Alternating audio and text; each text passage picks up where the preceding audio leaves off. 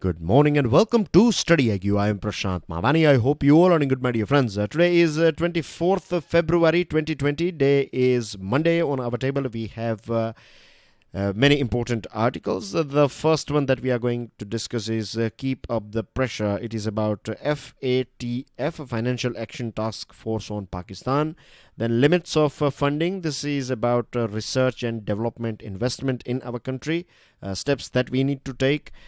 Youth can be a clear advantage for India. This one is about demographic dividend, things that we need to do, problems and other things. Battling for the downtrodden. This one is about Dalits. It's about reservation reservation of promotion in jobs. And Supreme Court's latest decision. This one is about making the super rich pay their fair share. Those companies who are evading taxes here, why we need to stop them. What are the steps that we need to take?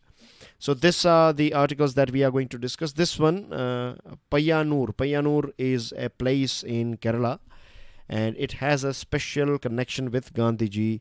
So this one is easy to read articles. I'm not going to explain this one because you can go through it. There are a few facts in it, like Simon Commission and other things. So they are very easy, very basic. So let's focus on the more complex items. But before that, I would like to introduce all of you to our pen drive and tablet courses, which are designed by the best faculties of our country. With the help of our pen drive and tablet courses, there are thousands of students out there. They have cracked various different competitive exams. You can purchase them from StudyIQ.com.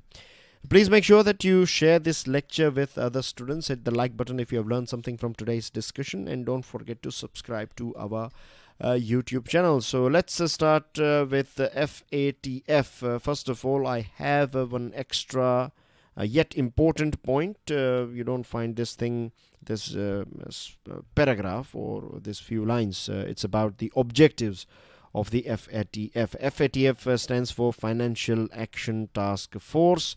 It's an intergovernmental body, and the objectives of this FATF are to set standards and promote effective implementation of legal, regulatory and operational measures for combating money laundering, terrorist financing and other related threats to the integrity of international financial system. So these are the main objectives of FATF. I hope these things are clear to you. I have a question for you. FATF, that is Financial Action Task Force, is an intergovernmental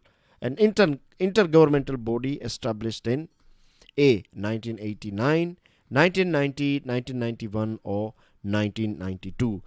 Post your answer in the comment section of this video. If you don't know the answer, then research it a little bit and then post your answer. Find the answer and post your answer. So now the decision by Global Watchdog. It's a global watchdog, and Pakistan was in news a few days ago as well. We have talked about FATF earlier on too. So at that point of time, I told you about this plenary. Plenary is a decision-making body of FATF. So there was a plenary meeting in Paris last week, and it was decided that Pakistan will be kept on its grey list for time being. Pakistan is given a deadline as well, that if you don't sort out things by this deadline, then you will be shifted or downgraded to blacklist. It was back in June 2018 when Pakistan government was given 27-point action plan by this FATF.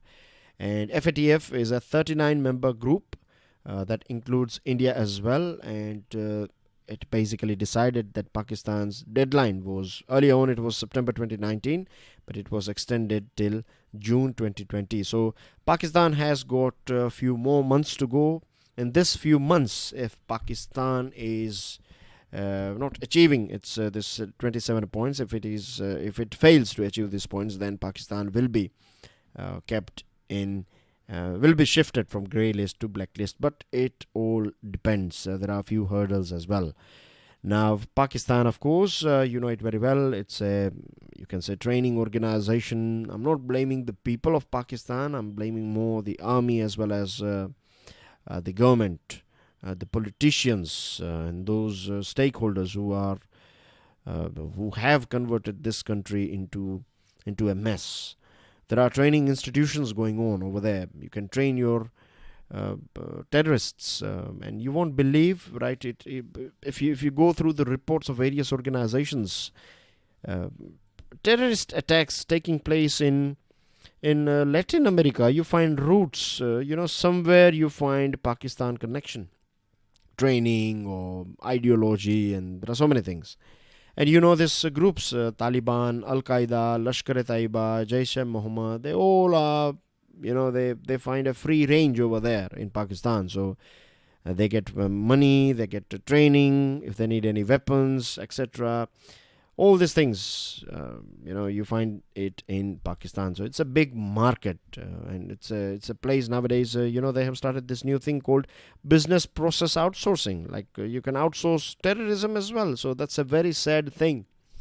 Now it also, this FATF calls on Pakistan to begin prosecutions against these terrorists, organizations and terrorists, and all those terrorists like this Hafiz Saeed, and then you have this. One more person, can't remember, Masood Azhar, and there are other this sort of leaders, right? They are freely roaming in Pakistan, and it's very you can say tricky of Pakistan nowadays. Pakistan is saying that they cannot trace Masood Azhar, where Masood Azhar is. They don't know, so it's all funny.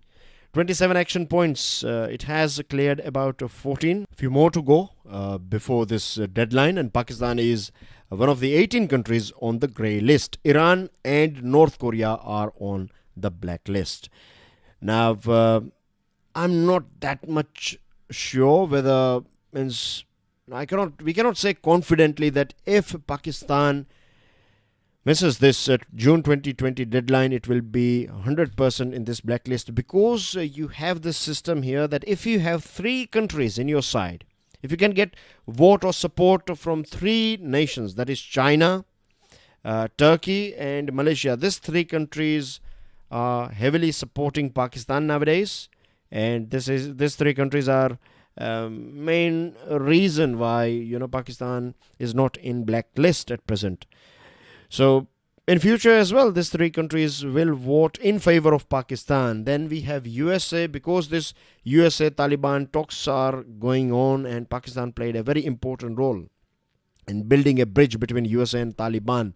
So USA at present is not that harsh on Pakistan. So Pakistan is feeling a bit immune. Pakistan is feeling a bit more confident that even if it fails to achieve the rest of this action points, nothing will happen to it, and this is a very sad thing. As I told you, like Pakistan has said that it cannot trace Masood Azhar, so this is again a reflection of their confidence. So Mr. Trump is going to be here, and this is the right time for us as well, for India, to raise our concerns, and we have to make sure that we create that necessary pressure on Pakistan, as well as we create that basically we can persuade all those member countries, the rest of the 38 member countries. Of course, Pakistan is not here, so we can work with all the countries, 39. Pakistan is not here in the sense Pakistan is not part of this FATF. So we can persuade other countries, 38 countries living India, other countries, that we need to seriously work on this issue. Limits of funding. This one is about research and development. Now, research and development in India is inadequate in terms of money. We are not investing. I'm using the word investing here, not spending. Spending is a thing like you spend after something and you don't get anything in return. Means when I say anything, I mean to say that, of course, when you spend after, let's say, a movie ticket, then you get entertained for few moments or few hours, let's say. But when we invest in something, we get more, isn't it? So that's how it works. It's a very basic definition or understanding, not definition, but understanding. Anyway, so investing money in R&D, personnel and ambition. We are not doing that much, and this is something that is not new. We know it very well that India is not doing that much. The founders of independent India sought to base India's development on science and technology. Remember the statements of Nehruji. He said that this irrigation projects and this irrigation projects as well as these big dams are they are the temple of our democracy. These are the things that are going to create a new India. He said this thing after independence or around late 40s and 50s. But if we analyze things we have some elite institutions in our country. They are working in this atomic energy, space, tertiary research institutions. We have them.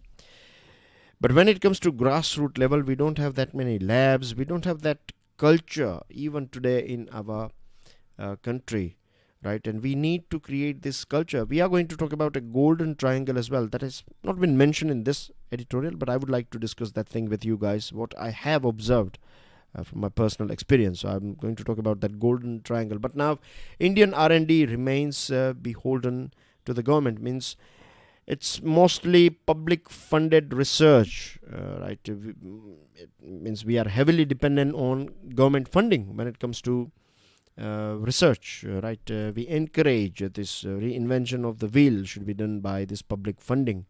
And if we observe what's going on in different parts of the world, like see the statement here, public institutions contribute to the lion's share of R&D.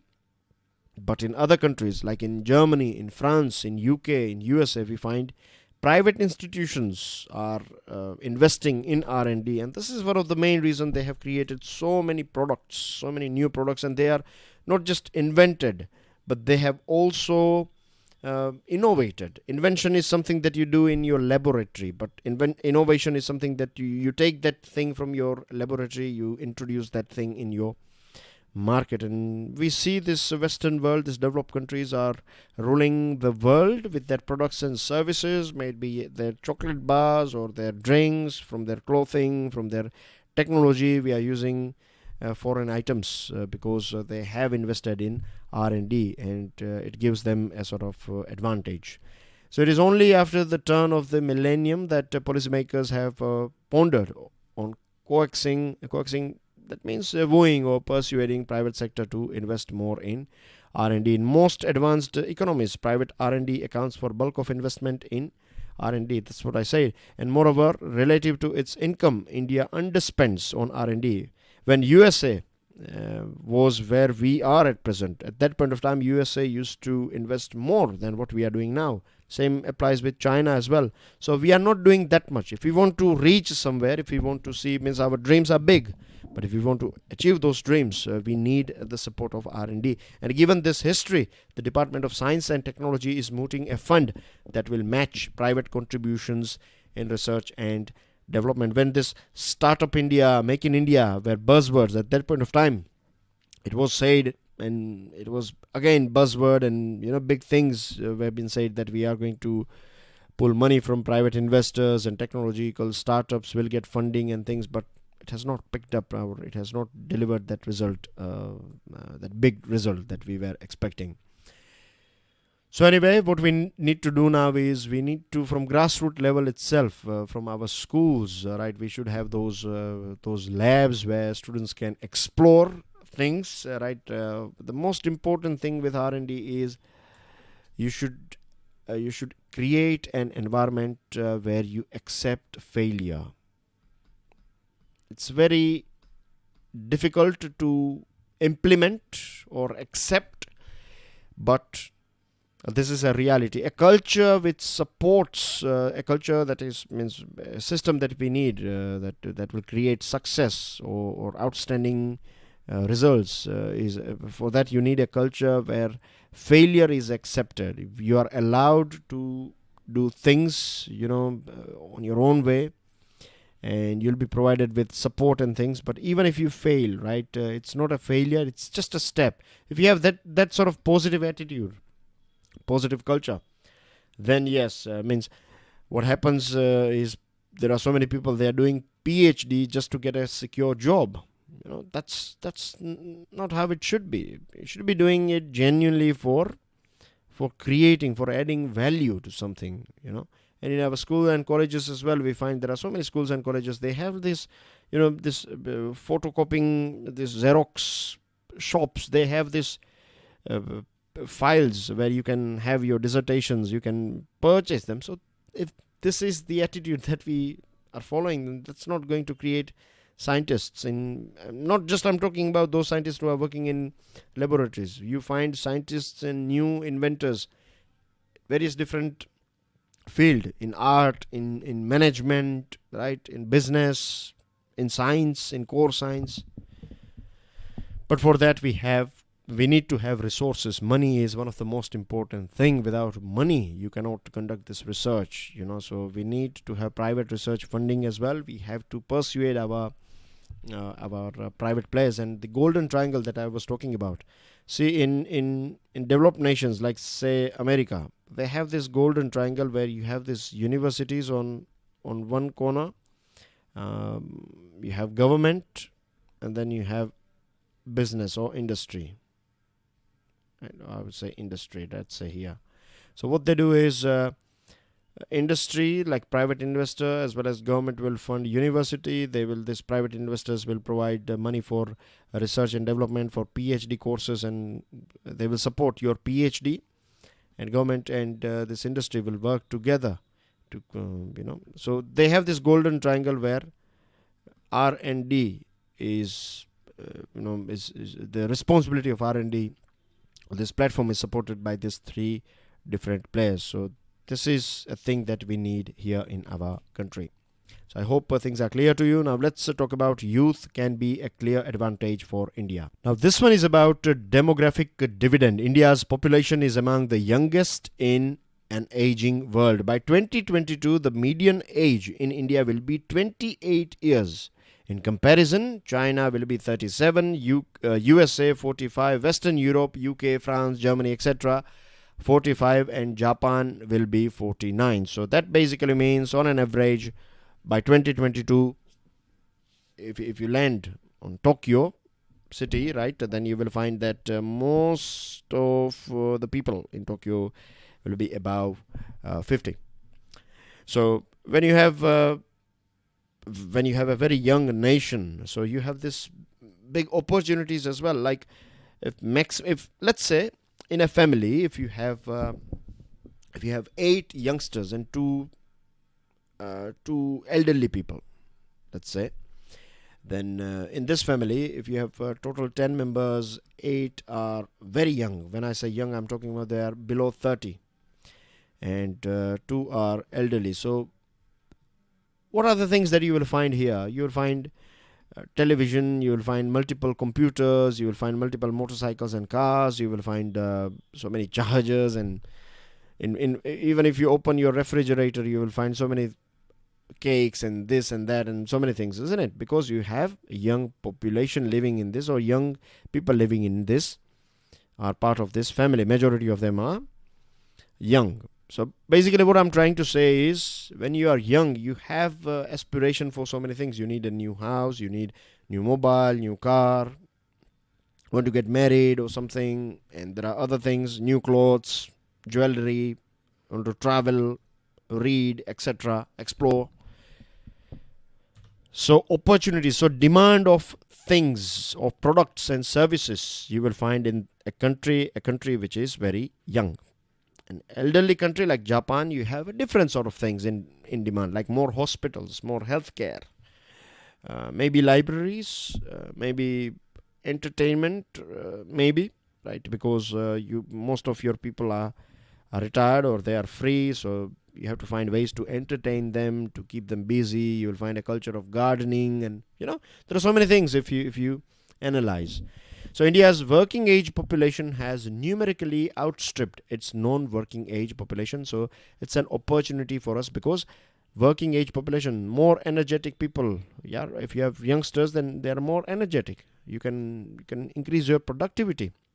So a demographic dividend, said to have commenced around 2004-5, is available for close to 5 decades. But we have to make sure that this We have to make the most out of this young population. Young population, at the end of the day, if you look at it from country's point of view, then it is a natural resource, right? If you look after it very well, if you nurture it, then you will get maximum return. If you don't nurture it, then you will create huge sort of losses, and this losses you cannot you cannot fill, means, with profits for a very long period of time. So India's population heterogeneity ensures that this window of demographic dividend becomes available at different times in different states. We have some issues as well, like in Kerala, we find that the population is aging. In Bihar, the population is very young. So it's an opportunity as well for our nation, like youngsters of Bihar, they can go to Kerala and they can work there. They can provide various different services. They can work in factories and other things. And Kerala, young means aging population, so they can do different sort of work over there. So this sort of changes, we can balance it out, but for that we need proper policy. But the most important thing that we need is we need health facility, we need education, vocational training, skills. This sort of things are very important. Besides, we need land and labor policy as well. Labor policy important for migration, internal migration, and all these things. Now, when it comes to East Asian countries, I have good examples like Japan, China, South Korea. If you go through Japan, if you go through the history of Japan, if you understand Japan geography, then you'll find that Japan is not a country that is having that many natural resources. It's not a country that will have oil, and it does not have those sort of things in abundance. But what Japan did, Japan was knowing that it is not having this resources, natural resources, so it focused on human beings. It created HR or HC, that is human capital or human resources.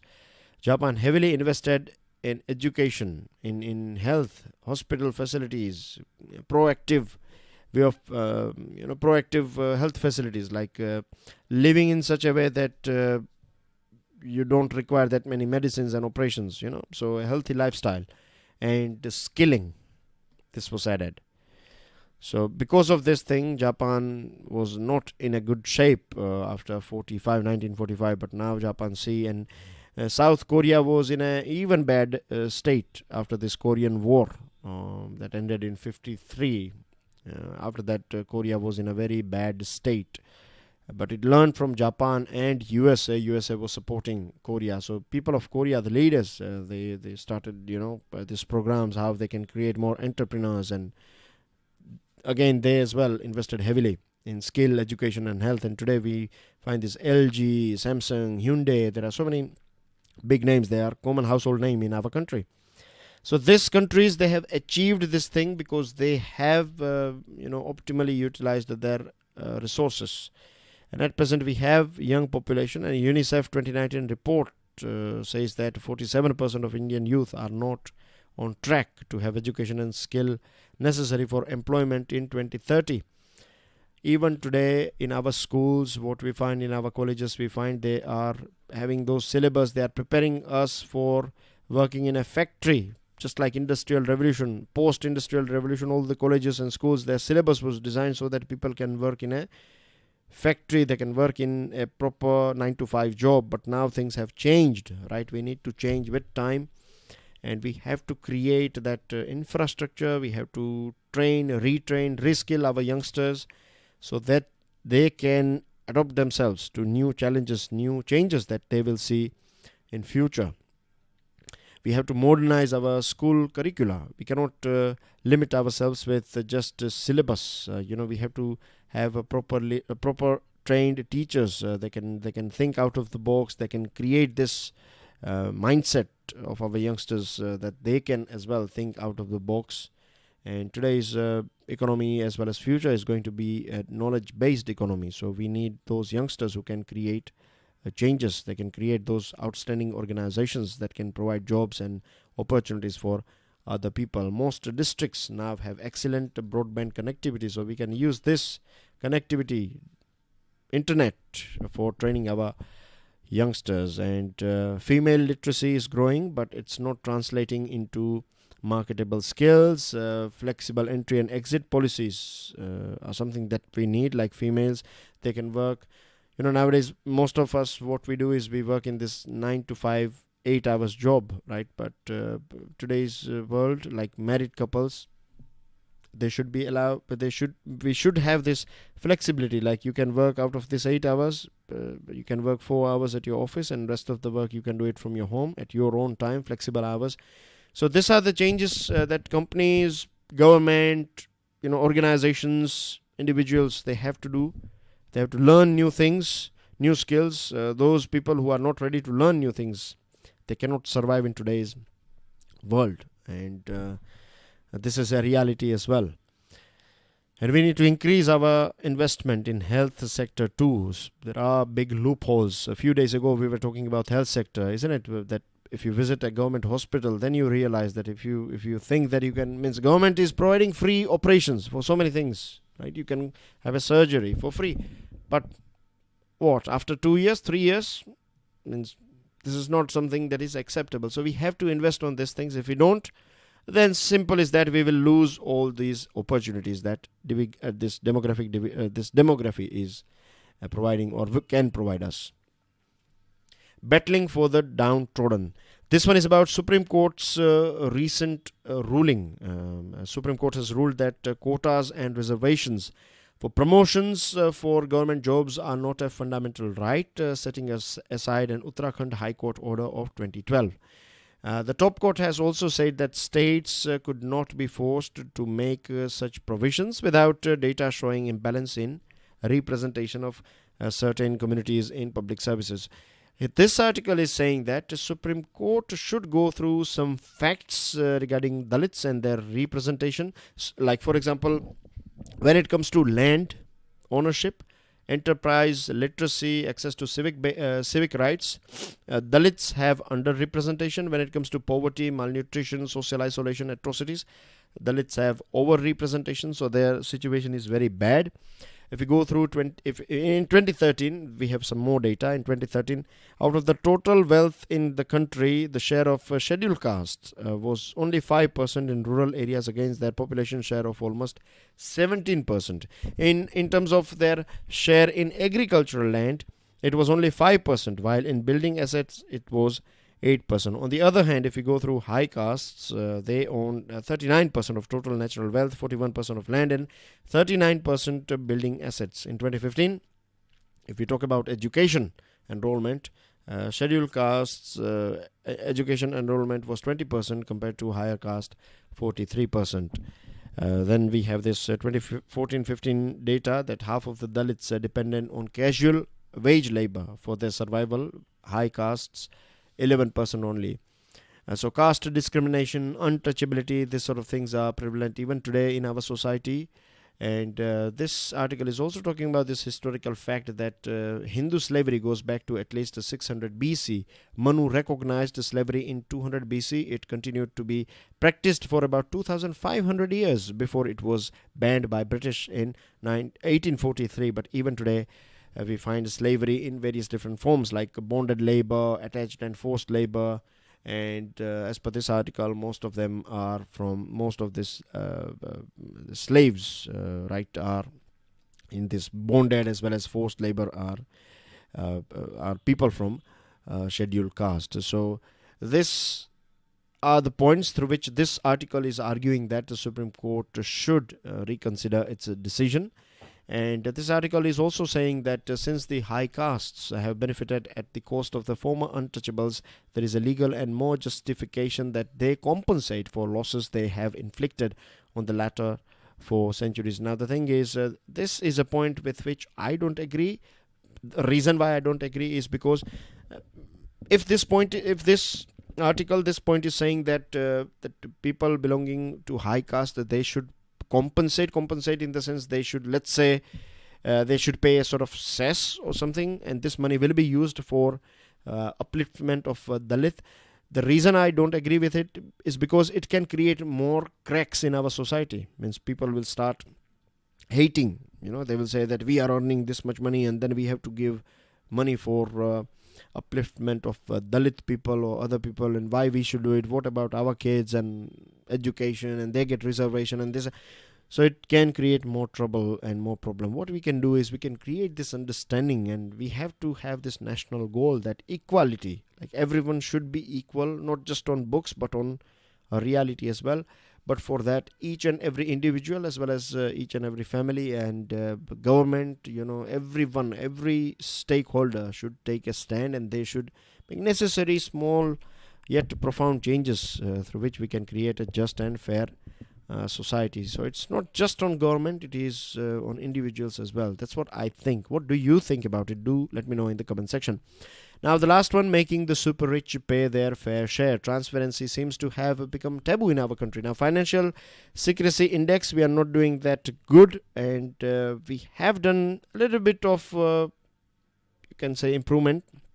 Like we have now this automatic exchange of tax and financial information agreement with Switzerland. So if you cross a threshold, there is a limit. If you have more money in Swiss bank account, if an Indian is having more money in Swiss bank account, then that information will be automatically shared with Indian government. So we have this sort of setups now, but still there are so many industries, so many I would say entities or firms, individuals who make huge amount of money in our country, but they don't pay the right amount of tax.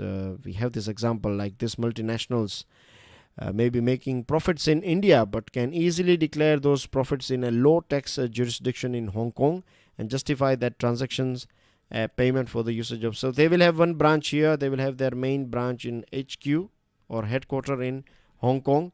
So if they make profit here, they will transfer this profit to HQ, saying that this is a fee they have to pay for patent, and they will pay less tax here and they will evade tax here. So it's basically taking away money from our country. Back in 2000, it was approximately 142 million were going away, but in 2014 it is $27.5 billion, which is a big amount. So what we need to do is we need to work with international organizations, and we have to create those rules and regulations through which we can control this tax evasion. At the same time, because we are a developing country, we need more money for public spending, and we can do that thing if we have more money in our hand. For that, we have to increase our fiscal resources, and for that as well, we have to control this sort of tax evasion and things. So that's everything in today's discussion, dear friends. I have a question for you. Organization for Economic Cooperation and Development, OECD, was officially born on 30th September 1945, 61, 91 or 2000. Stick your answer in the comment section. And these are the news items. You can go through them from Hindu newspaper. PDF is available. PDF of this lecture is available, so you can download the PDF and go through these news items in detail in your newspaper. And that's everything in today's discussion. I will see you with daily financial news analysis later on today. Till then, enjoy your studies. God bless you all. Jai Hind.